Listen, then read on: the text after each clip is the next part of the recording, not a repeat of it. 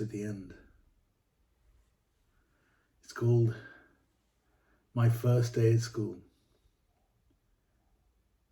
My mother just smiled. She didn't wave. I turned as I heard 3 sharp blasts of a whistle.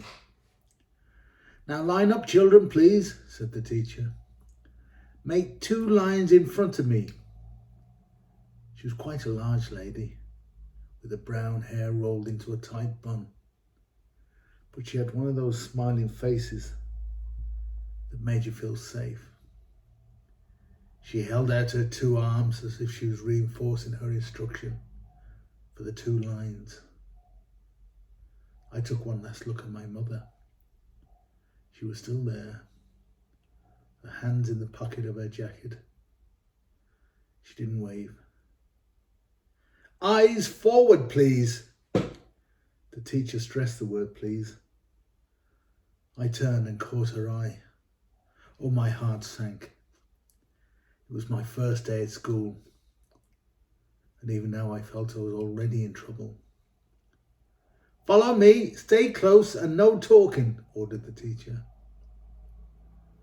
We followed the teacher through the doors. I looked around in wonderment. This was my first day at school. I was nervous, yet excited, though this would be my first time I'd be away from my mother. My brother was 3 years older than me. He had told me about some of the fun times I would have and the friends I would make. He also told me a few other things which you'll find out as we read on. Along the length of one of the walls in the classroom was a copy of the alphabet. Next to each letter was a picture of that item which began with that letter. For example, A was for apple, B was for ball, etc. The first thing we did every morning was to go through the alphabet. All the children in unison as one. The chairs and desks were arranged in a semicircle, so you were able to see each of the other children and also the teacher at the same time. "Find a seat, please. I want boy, girl, boy, girl." The teacher said this as she pointed to the seats. I sat with the space either side of me. A chubby girl with glasses and long hair sat next to me. She turned and smiled. Then my heart sank as the seat the other side of me was taken by a scruffy young lad. I started to panic. I'm going to be in trouble again. The first time was for looking back at my mother. Now I'm going to get blamed for sitting in the wrong seat. I wanted to tell the teacher, but suddenly I remembered my brother telling me I must not tell tales on the others in my class. Well, I was in a total panic. I turned to the scruffy young lad and said, "It's supposed to be a girl sitting there. The teacher said so." I stressed my remark as firmly as I could. He just laughed and wiped his nose on his sleeve and pulled his chair in even tighter. "Right now, settle down. Settle down, everyone. My name is Miss MacDonald. I'm going to be your teacher." "Excuse me," Miss MacDonald's voice got louder. "I said quiet, please." Nervously, I looked up, convinced I was going to spot her gaze. But praise be, she wasn't looking at me. She was looking straight at the scruffy young boy next to me. "If you need to ask me a question," she continued, "you must raise your hand and I will point to you." She then turned and walked back to her desk and took the register. As your name was called, you had to walk to the table where the teacher was, and she handed you a piece of card. This card had your name on it. You then placed your name on the front of the desk, and this is how I found out that the girl sitting next to me was called Frances Tilk, and the scruffy little boy was Thomas Toohey. I got a bit concerned. You see, my full name was John Francis McGinley. I never realised it was a girl's name. Why would my mother give me a girl's name? The teacher was talking, yet all that was going through my mind was, why did my mother give me a girl's name? Why would she do something like that? Miss MacDonald called on two of my fellow classmates to hand out a pile of small slate boards. As they did, Miss MacDonald followed, handing out what I now know to be unrefined lumps of natural chalk. The other children started to pick them up and use them on the boards, but they didn't know what I knew. You see, I had a bigger brother. His name was Patrick, and he was kind enough to warn me that the school would try and teach us how to write using dried up dog poo. I watched as the children picked up the dog poo and started using it. To be honest, I was quite surprised at how well it worked. The teacher spotted that I was not using my dog poo. "Come on, John. Can you write the letter A for me, please?" She smiled at me, but she could see the fear in my face. She bent down so her face was now opposite mine. "My brother told me so, and I don't want to touch it," I said. "What did he tell you, John?" asked Miss MacDonald. By now, some of the children were wondering what was going on, and had stopped playing with their dog poo, and all eyes were on me. Miss, I stuttered as my eyes welled up. He told me, and I pointed to the chalk, was dried dog poo." Some of the children laughed out loud, while others threw their dog poo down on the desk or the floor. "Oh, sweetheart," said Miss MacDonald. She cupped my head in her hands. "I think your brother is playing a little trick on you. It's not dog poo, it's chalk. It's what we use in school. All the teachers use it to write on the chalkboards." The teacher then turned her head slightly to the side. Her eyebrows rose up as she inquired,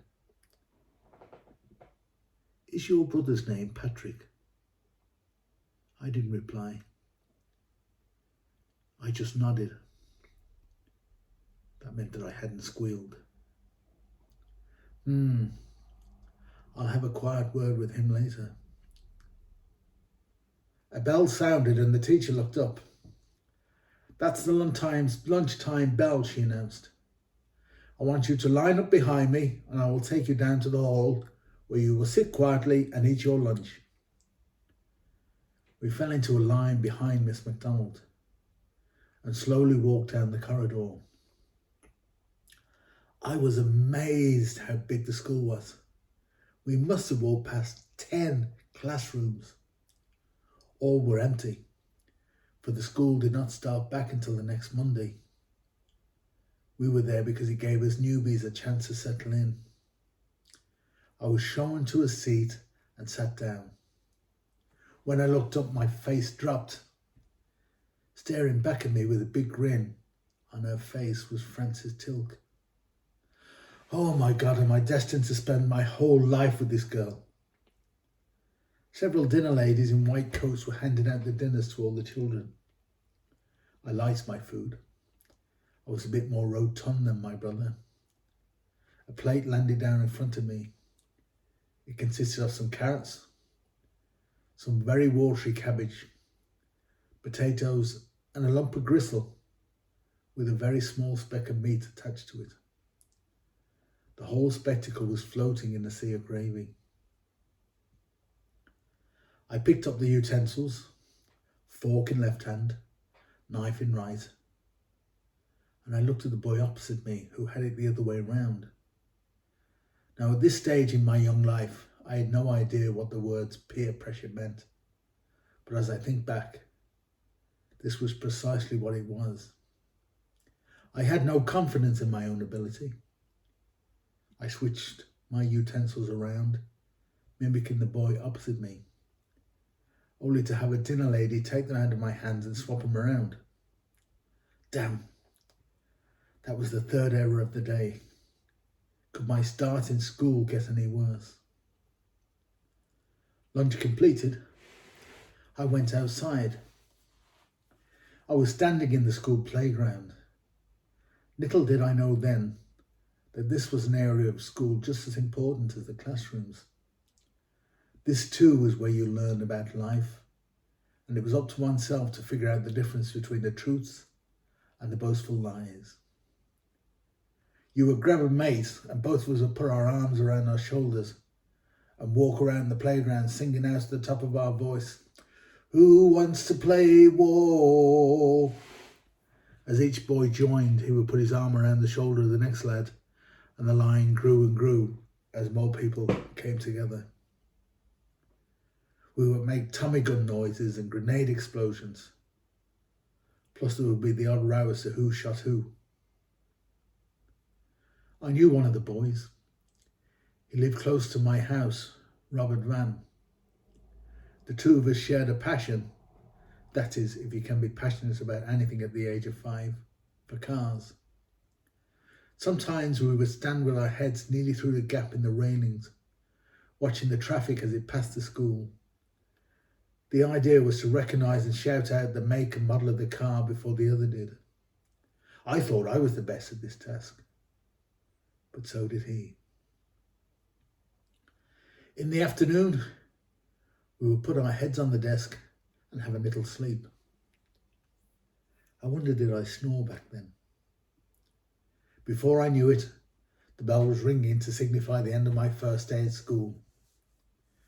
It was only now that I thought about my mother. I'm not sure why, but all of a sudden I felt all teary-eyed. I could feel the tears welling up in my eyes. I just wanted to get out. I wanted to go to my mother. I walked out of the school entrance and looked across the playground. And there she was, standing in the exact same spot as she had been earlier that morning. I ran as fast as my legs could take me and pressed my head up against the railings. I was trying to tell her my whole day in about 6 seconds. I'd finish a word and I was trying to get the next one out before I'd even completed it. Mum just stood there with a big grin on her face. She reached into her pocket and in her hand she produced a small Kodak Instamatic camera. "Stand still," she ordered. "I want to get a picture of your first day at school." I was standing as still as I could. The flash cube on the top of the camera went off, causing a temporary blindness to come over me. Slowly my eyes started to adjust. But then I heard it, a beeping noise. It was very rhythmic and getting louder. One by one the objects in front of me came into focus. A heart rate monitor was on a stand beside the bed. In the bed was my 91-year-old mother, her chest rising up and down gently as she took small, shallow breaths. I surveyed the room, my brain struggling to catch up with the 55 years that had just flashed by in an instant. "Hiya, Mum," I whispered in a shallow voice. Her mouth moved a few times, but nothing came out. Then I heard, "Are you all right, John?" I smiled. "I'm fine, Mum." I must have dropped off. I was dreaming about my first day at school. Her eyes opened a bit further, and a smile covered her face. She moved her hand and pointed to the bedside locker. On top of the locker was a photo of my brother in his school uniform, and that picture of me with my head through the railings. Thank you.